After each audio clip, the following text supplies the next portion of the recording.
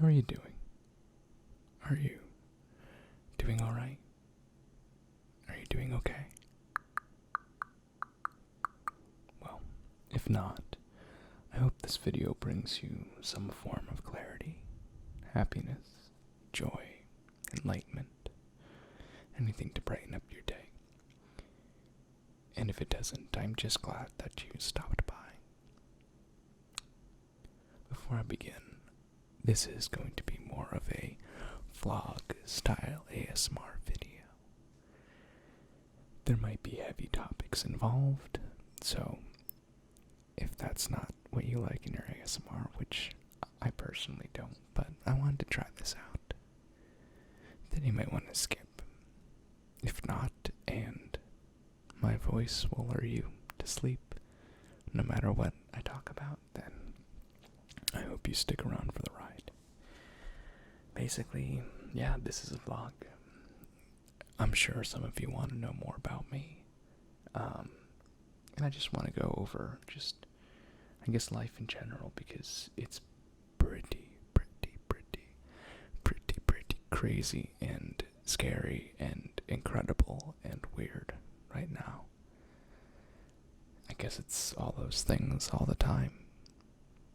But we're hyper-connected through social media, television. I would think that it's always been like this. It's just we're now aware of everything at all times, which is both a blessing and a curse.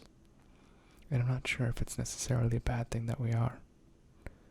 I believe it pushes us in directions that are better, even if the momentary, that's not a word, temporary, momentary emotions, even if those are bad ones, it gets us through to the future.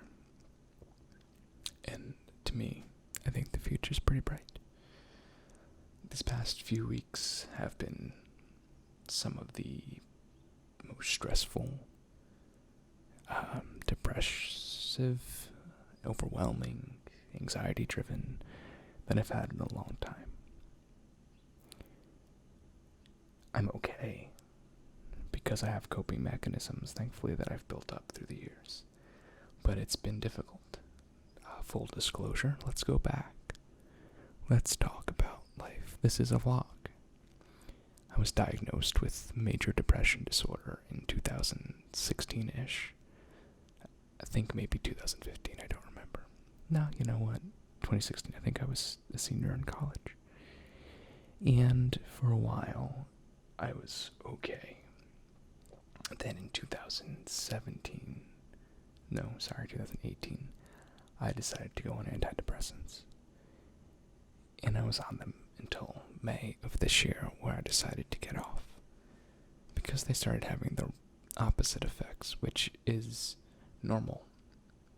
If you've been through this, and you think it's just because you're messed up, you're not. It's normal. Antidepressants aren't supposed to be forever. You're not supposed to be on them forever. And I'm glad I got off. Picked a really great year to get off antidepressants. But if you've been on that journey, you also know that it's not a fun one to get off of them, especially if you are on a higher dosage. They're not evil. They didn't end up working for me. But if you are depressed and you're watching this video, seek counsel. They will help, and they may help you. It's not something to be afraid of. They aren't bad. It's just sometimes life goes in a different way, or sometimes they medically don't work for you in a positive effect. So I got off of them around the end of May completely. I went through a pretty long process, around a 6-month process, to get off, because you don't want to cut them off cold turkey. It's very bad for you. It's very bad for your mental health. It's very bad for your physical health. I got off them in a safe, guided manner from my doctor. Fun fact, doctor's no longer in practice because of COVID-19. Technically, I never completed the journey through him, but I was further enough along where I was at such a low dosage that I decided to just cut it at that point.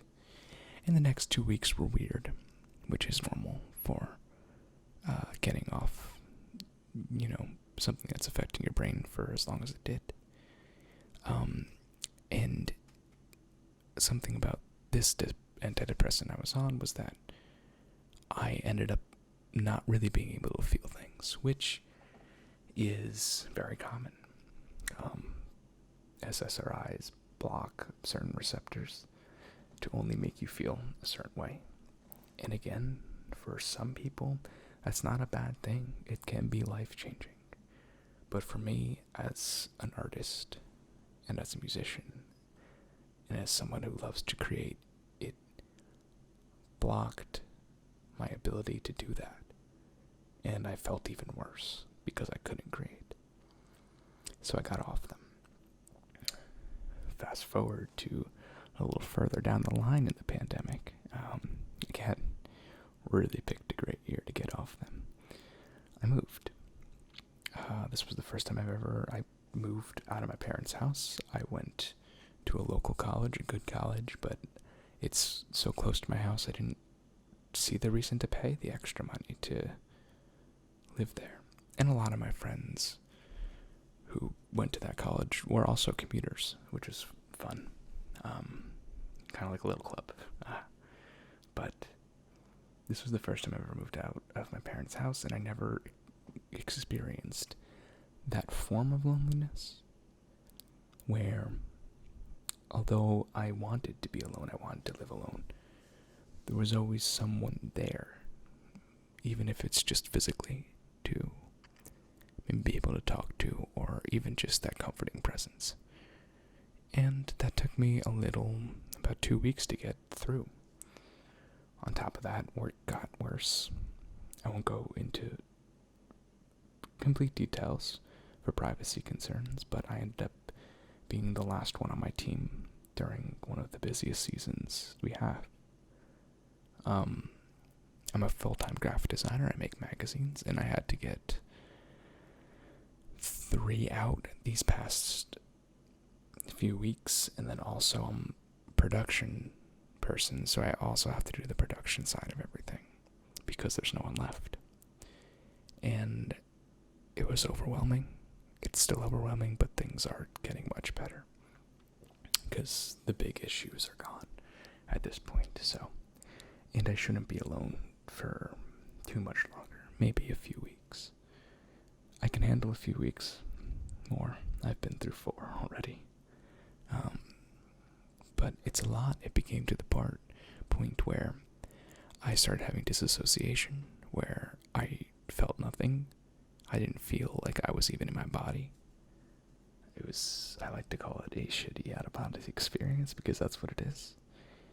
And I was severely depressed and anxious because I was the only one able even to do the work. And if I didn't do the work, things don't go out, and then the company doesn't run.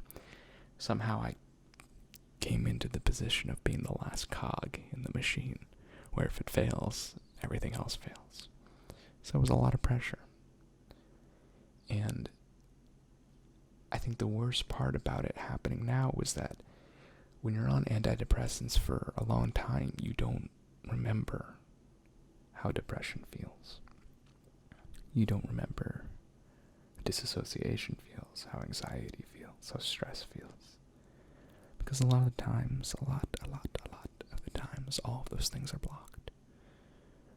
When I was on antidepressants, I can get through this. I would have been able to get through this easily.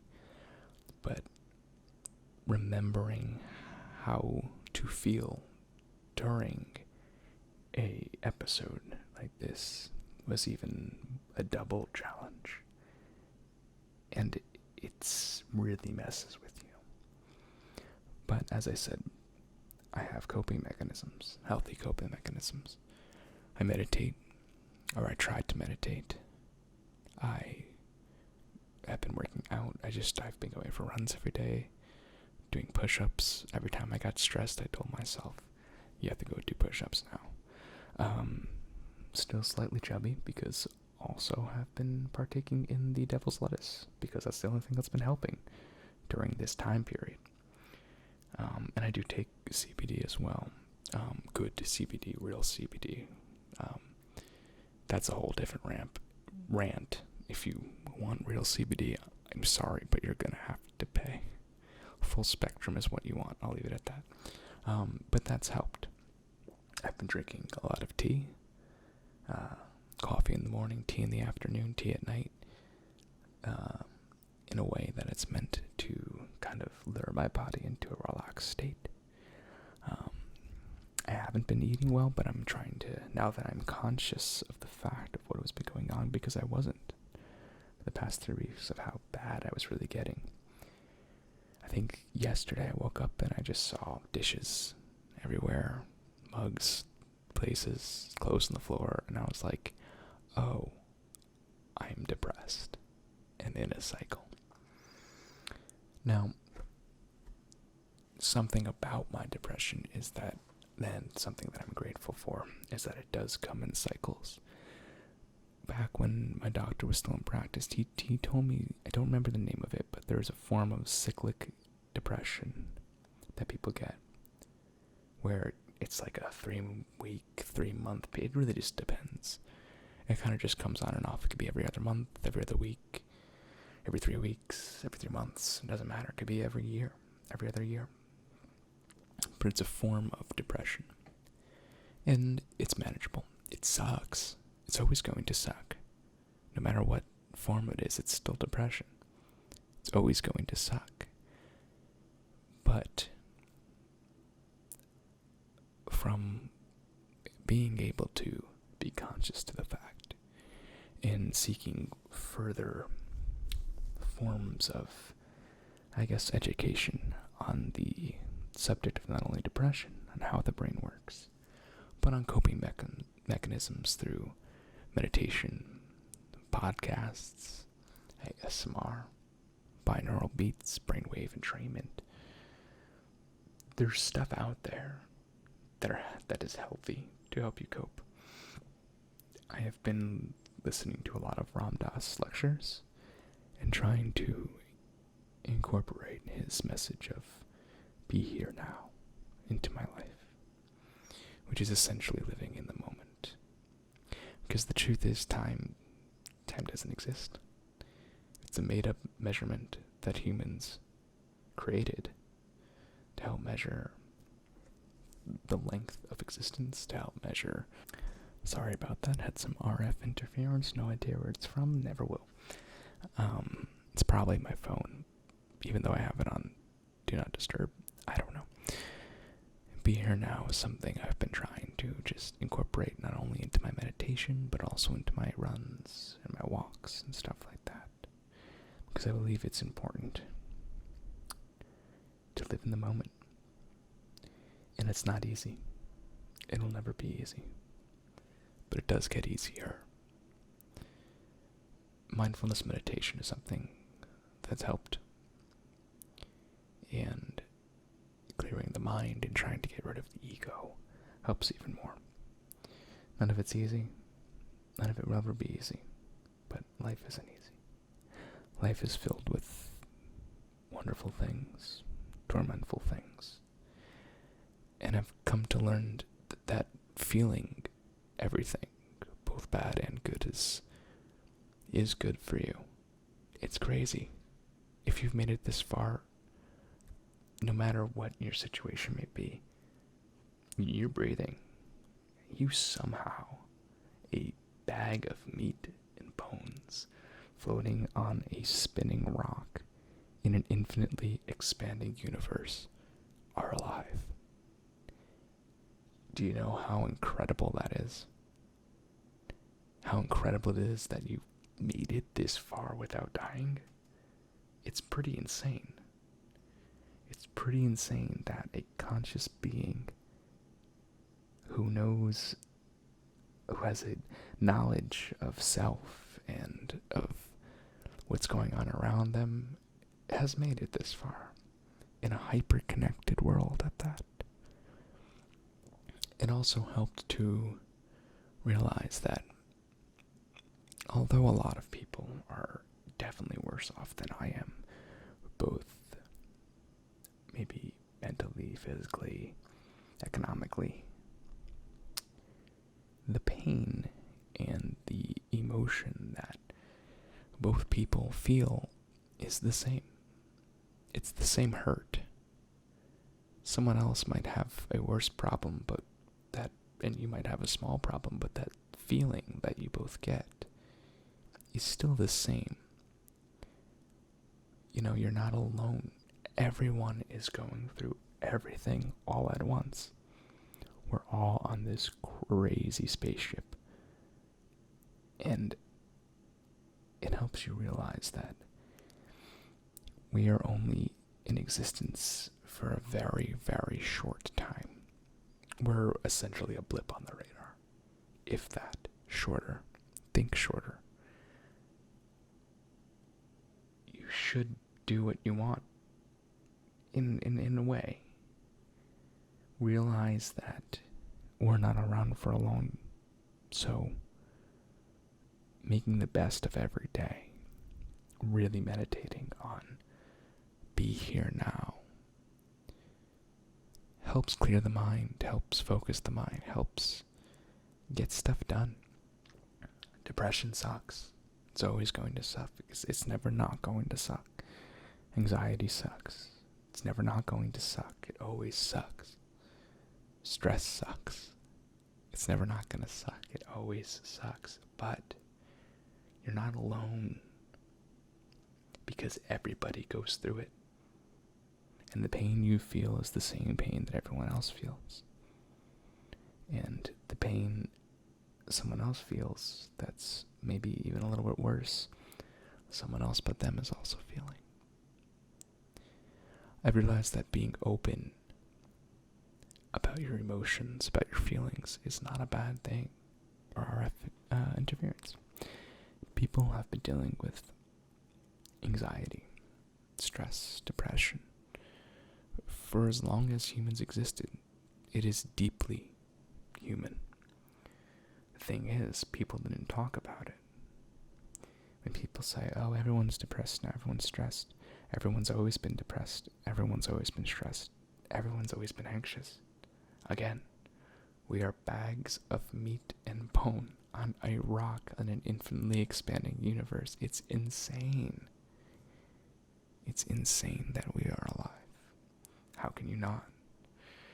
And now that we're open about it, we're learning that there's different ways to treat all of these things, all of mental illness.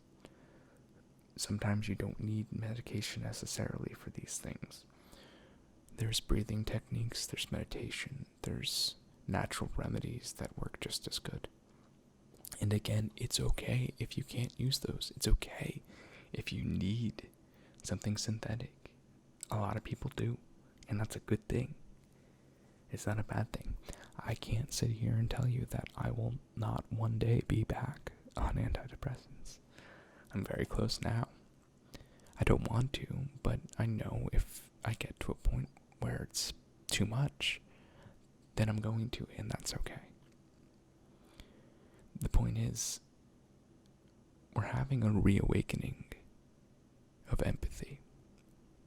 I don't know if you've noticed this, but I have. There's been an extreme lack of empathy in the world.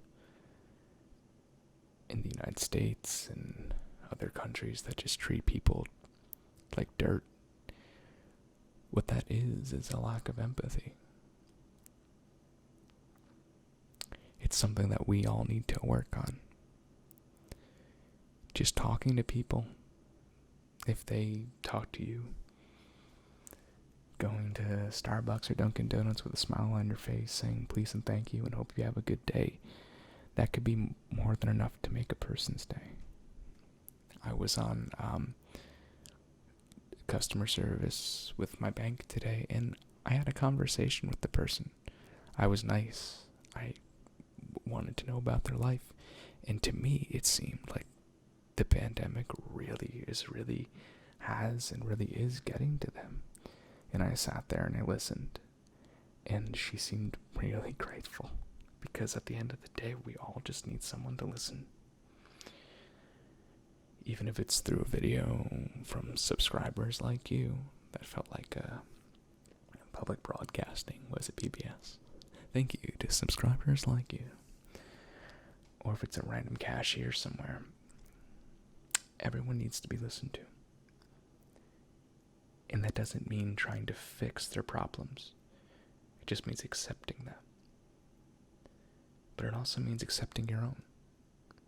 One of the first lessons, or I guess ways of really trying to help yourself, is admitting to yourself that you're depressed, that you're anxious, that you're stressed. For some people that's easy. For others like myself, it's hard. I haven't gone to therapy yet after all these years because I'm scared. And that's not a bad thing. It's a step I'm going to take. And I want to take. I'm just not there yet. And if you're not there yet, that's okay. I think a lot of people, especially with social media, see that, oh, my life isn't that great. Oh, I don't have this, I don't have that. None of that really matters. At the end of the day, we are conscious bags of meat and bone on a giant rock floating through an infinite universe. Nothing matters. And that sounds dim and dull and dreary, but that's only if you think about it that way. If you think about it as beautiful, exciting, and incredible, then it kind of cheers you up. Kind of makes you wonder, wow. I mean, for instance, we're so connected that sometimes you forget to literally just stop what you're doing. Breathe in. And just be in nature. Do you know how awesome it is to be in nature? It's really cool. Trees, when was the last time you looked at a tree? The patterns, the colors, the leaves. I mean, it sounds really stupid. It sounds like I'm high. But it's incredible. I don't know. This has been truly a ramble. What I'm trying to say is, I just paused because there's some people outside, and I looked over at my monitors, and it wasn't even picked up because your boy records through a digital compressor, and that makes me really like this plugin because I'm kind of surprised it didn't get picked up. What I was trying to say is, take a moment every day to breathe, to be here, now. Take a moment to go outside for a walk without your phone. Just appreciate it. And it sounds dumb, but it works. It truly works. I don't know where I would be without just realizing that in the past few weeks. Be more empathetical. Now, that's a skill, I think. I think it's hard to be empathetical. But once you are, all it really is listening, saying you're sorry if you need to, laughing and understanding. Having empathy isn't about changing or trying to help someone's problems necessarily. It's listening to them. It's not about rebuttaling with, oh yeah, but I have it this way. No, that's ego. You don't want that. All you need to say is, yeah, that sucks. I'm sorry you're going through that. Do you need anything? And 9 out of 10 times that person's going to say no. But I'm glad you listened. So I hope you had a good day, a good morrow, a good yesterday, a good future. If you stuck around this far for this message, for this story, for this ramble, thank you. And I have a challenge for you. Try to be more empathetical. Try to be here now and try to truly live in the moment. Even if you're doing nothing, sit in silence. Silence is incredible. It really is. So, I hope to see. Alright, just cutting again because people are loud again. I'm really surprised this compressor's not picking it up. Anyways, I'll see you guys in the next video. Good night.